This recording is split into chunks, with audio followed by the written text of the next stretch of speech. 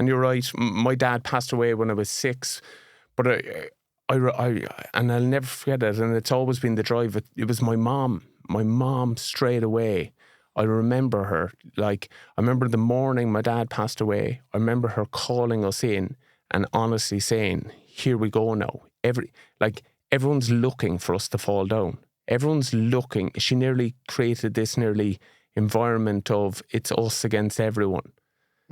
And we're not going to drop the ball. I've got you. I've 100% got you. But we need to catch each other as well.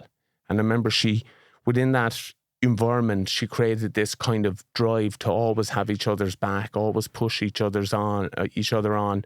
She was kind of ruthless as well when it came to the kind of sports side of it. She'd be like, don't back down. I remember, like, even small lines, you go playing against New Zealand and you can play against, against the aura, you know what I mean? The mindset of what they've done. And she's there, no, stick your chin out, man. You know what I mean?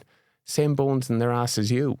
Go for them. And just, I don't know, now that I'm kind of have kids myself, I don't know where she found that strength at all. I'm there like, oh my God, for that time to be like, you know what I mean, so ahead and so strong. So strong, yeah. And honestly, I actually always find it with leadership that you follow, if you know what I mean. What you tell me, you know what I mean? I'm not great with that, you know what I mean? But I can follow leaders, you know what I mean? If they show the example, show the way, and she always did. You know, I think I was lucky in that. And you're right, I had older brothers that were probably playing sport as well, and you know, they were good examples to me. But I was lucky with kind of coaching. I must say, especially underage coaching, and I see it an awful lot now. Everyone's trying to probably make the next Caelan Doris or the Evan Ferguson or Katie Taylor, whoever it is.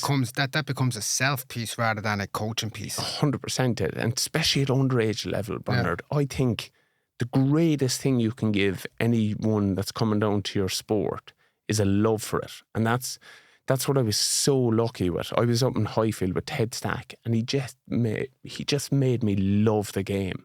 And then I think all the brilliant coaches, Finney Regan after, like, these are... But what does that look like? So on a real level, what does that look like?